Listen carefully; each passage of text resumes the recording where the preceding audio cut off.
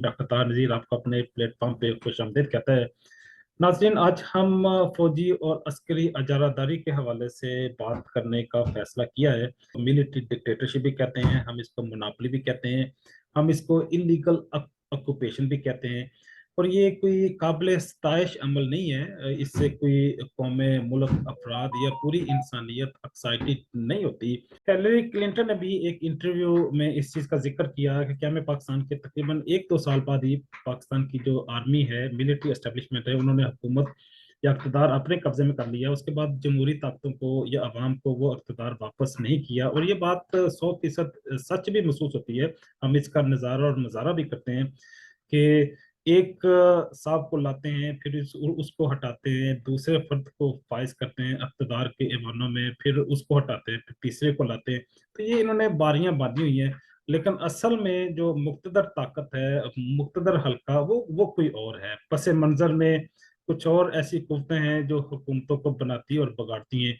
इंतखाबात में जीतता कोई है, ऐलान किसी का हो जाता है, हुकूमत कोई जाके बना लेता है। तो ये सारी जो दुकानदारी है, ये सारी जो धंधेबाजी है, इसको अब अवाम और लोग समझना शुरू हो गए हैं। आप तो इस पे जुबान भी खोलते हैं, लोग इसका बरमला अजहार भी करते हैं। कायदे आजम को भी उनके आखिरी दिनों में हम कहते तो यूं ही हैं, हमने पढ़ा भी यूं ही है कि सेहत अफजा मुकाम में जियारत में भेजा गया था, लेकिन कई सारे हल्के और कई सारे दानश्वर इस बात पे यकसू हैं कि उनको असल में सेहत अफजा मुकाम पे नहीं भेजा गया था, बल्कि उन्हें शहर बदर कर दिया गया था। जब किसी को शहर से निकाल दें तो फिर एस्टेब्लिशमेंट के लिए आसान हो जाता है कि वो हुकूमत और इक़्तिदार पे कब्जा कर लें। उन्होंने कायद आज़म साहब को कराची से ज़ियारत भेज के बाद में उनके लिए इक़्तिदार पे कब्जा जमाना आसान हो गया। जब वो वापस आए कराची में तो उनको लेने वाली एम्बुलेंस भी ख़राब हो गई, और उनकी जो बहन है फातिमा जना, वो भी इस चीज़ का शिकवा करती रही, और मक्खियां हमारे कायद पे, हमारे रहनुमा पे बिन बनाती रही। तो बड़ी कसम पुरसी की हालत में उनकी वफात हुई। उसके बाद सिर्फ ये नहीं कि कायद आज़म के लिए जिंदगी तंग कर दी गई, बल्कि फातिमा जना को भी इसी मिलिट्री डिक्टेटरशिप ने बदनाम किया। और मैं समझता हूँ कि ये मादर मिल्लत की तौहीन थी। तो ये क्यों हुई? ये इसीलिए हुई क्योंकि इक़्तिदार पे कुछ और लोग काबिज थे जो अपने कब्जे को दवाम देना चाहते थे, उसको तवालत देना चाह रहे थे, उसको इस्तेहकाम देना चाह रहे थे, और हर तरह की जो जमहूरी और अवामी आवाज़ है उसको दबाना चाहते थे। फिर उन ये नहीं है कि सिर्फ फातिमा जना और कायद आज़म के साथ ये सलूक हुआ। हम देखते हैं कि फातिमा जना के साथ खड़े एक और भी सियासी रहनुमा थे, जिन्हें शेख मुजीबर रहमान के नाम से याद किया जाता है, जो बांग्लादेश के बानी हैं। और उन्होंने इंतखाबी सतह पे एक अक्सरियत हासिल की थी, लेकिन वो क्योंकि फातिमा जना के साथ मंसूब थे, उनके साथ एसोसिएट थे, इसलिए उनको इक़्तिदार मुंतकिल नहीं किया गया।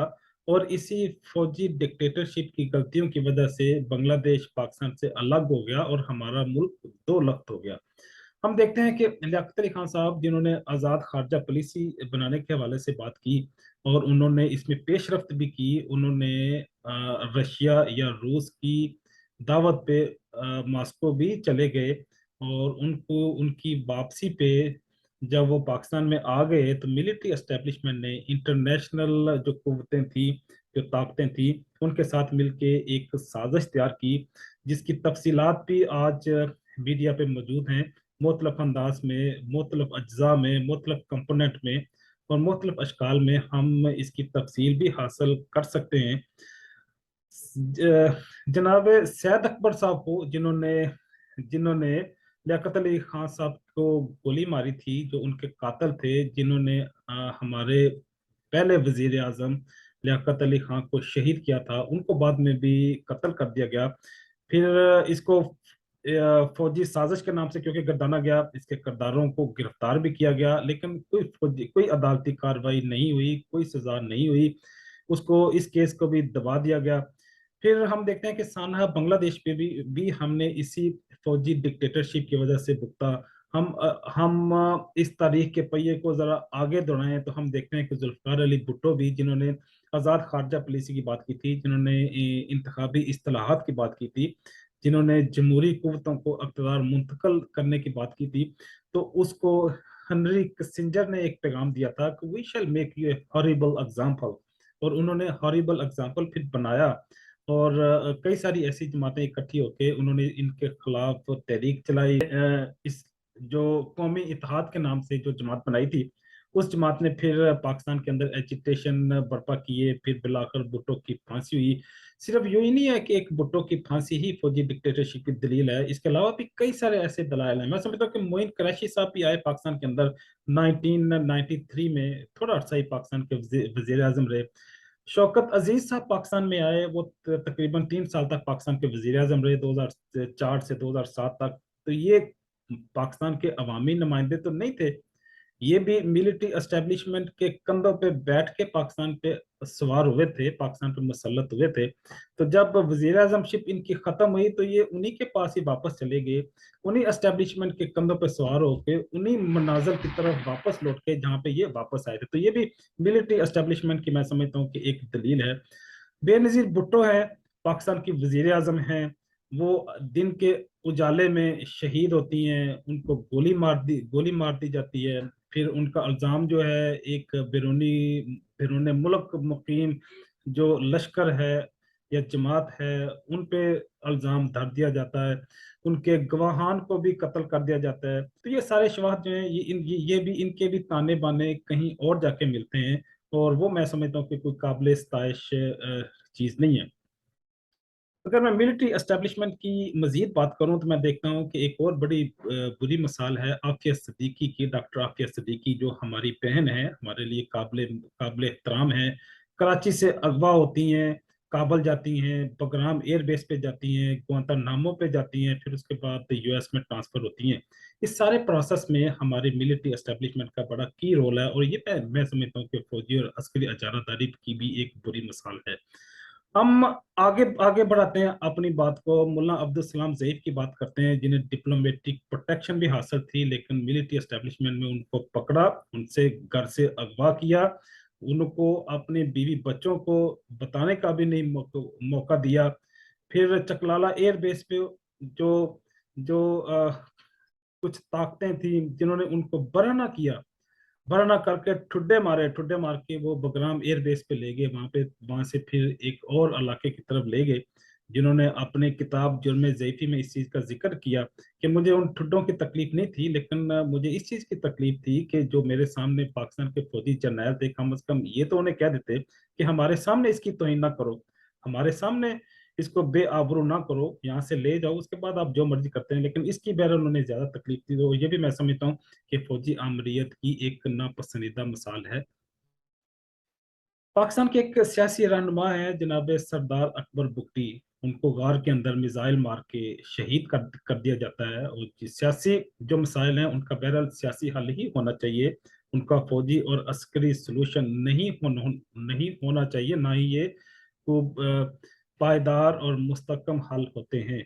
हम अगर एक और बात करें, बात को आगे आगे बढ़ाएं, तो फौजी और मिलिट्री डिक्टेटरशिप से जो कौमी बजट है, जो कौम के वसाइल हैं, वो भी मैं समझता हूँ कि ज़ाया होते हैं। वो हकीकतन ऐसी चीज़ों पे नहीं खर्च होते जहाँ पे मिसाली तौर पे खर्च होने चाहिए। अब मैं बात को आगे बढ़ाते हुए एक थोड़ी सी सख्त बात करने करने की जिसारत करूंगा।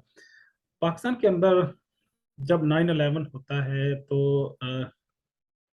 फोन आता है रिचर्ड आर्मटेज का, एक धमकी भी देते हैं कि we shall bomb you and throw you toward the stone age. इसका मतलब यह है कि वो हम आपको पत्थर के जमाने में भेज देंगे।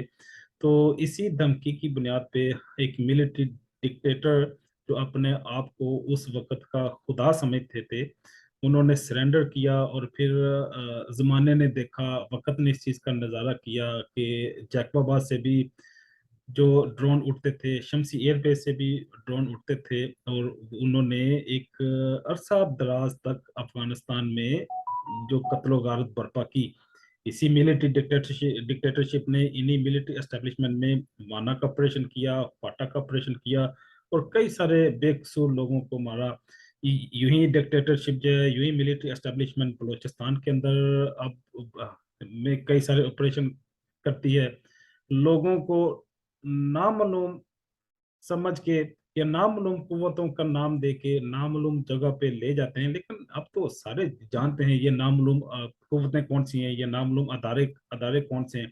तो इसलिए अगर मैं बात अगर करूं आमना जंजुआ की, आमना जंजुआ तो चलो एक हमारी बहन उसका सामने आ गई, वो बेचारी सड़कों पे एहतजाज करके नुमाया होगी, वरना ऐसे कई सारे खानदान हैं, कई सारे अफराद हैं, कई सारे लोग हैं जो अपने भाइयों की, अपने बहनों की बहन, अपने बहनों की या अपने वालदैन की या अपने अजीज़ो अकरबा का आज भी मुंतजर हैं कि ये नामालूम कुव्वतें उन्हें आज़ाद करें या किसी कानून और इंसाफ की अदालत में पेश करें, ताकि वो अगर उन्हें फर्ज करें कुछ सजा भी बनती है सजा दें, अगर वो किसी सजा के किसी जुर्म के मुर्तकब हकदार नहीं हैं तो उनको आज़ाद किया जाए, वो एक आज़ाद ज़िंदगी गुजार सकें। लेकिन ये डिक्टेटरशिप की मैं समझता हूँ कि बदतरीन मिसाल है कि वहाँ पे कानून और इंसाफ की इजारादारी, कानून और इंसाफ का फुकदान होता है और वहाँ पे कानून शिकरी अपनी बदतरीन शक्ल में मौजूद होती है। ज्यादा दूर ना जाएं, अभी इसी साल की बात है, रजीम चेंज हुआ। रजीम चेंज किसके कहने पे किसने किया, ये भी अब राज खुलना शुरू हो गए हैं। इमरान खान साहब खुद कहते हैं कि वजीर आजम मैं था तो किसने किसको खत लिखा, किसने किसको कहा कि हम आप इसको चेंज कर दें। तो इसका मतलब है कि पाकिस्तान के अंदर हुकूमत तो किसी और की है, इस मुल्क को तो कंट्रोल करने वाला कोई और है, मुख्तदर ताकतें और मुख्तदर अदारे तो कोई और हैं, वज़ीर आज़म तो कंट्रोल नहीं है। वज़ीर आज़म को तो हटाने के लिए किसी मखसूस कुव्वत को, वो कुव्वत कौन सी है, वो मिलिट्री एस्टेब्लिशमेंट है। मिलिट्री एस्टेब्लिशमेंट को पैगाम जाता है कि आप इस वज़ीर आज़म इमरान खान को हटा दें, और ऐसा ही हुआ, अमलन हकीकतन भी ऐसा ही हुआ, उसको हटाया गया। इमरान खान साहब खुद कहते हैं कि उनके सामने 3 ऑप्शन पेश की गई। वो 3 ऑप्शन किसने पेश की वे ये हम भी जानते हैं, ये इमरान खान साहब भी जानते हैं, जिन्होंने वो ऑप्शन पेश की वो भी जानते हैं। हमारे जो सुप्रीम कोर्ट के दरवाजे थे आधी रात को किसने खुलवाए, किसने जजों को लाके अदालतों में बिठाया और इमरान खान के फैसले को, जो असम्बलियां बर्खास्त करने का, असम्बलियां तोड़ने का फैसला था, उसको वापस कराया, ये किसने कराया ये भी सब जानते हैं। मैं भी जानता हूँ, आप भी जानते हैं, और लोग भी इस चीज को जानते हैं। तो इसका मतलब है, तो पाकिस्तान के अंदर मिलिट्री एस्टेब्लिशमेंट मौजूद है, पाकिस्तान के अंदर फौजी और अस्करी अजारादारी मौजूद है, वो चाहे दबे दबी हो, चाहे पस पंजर में हो।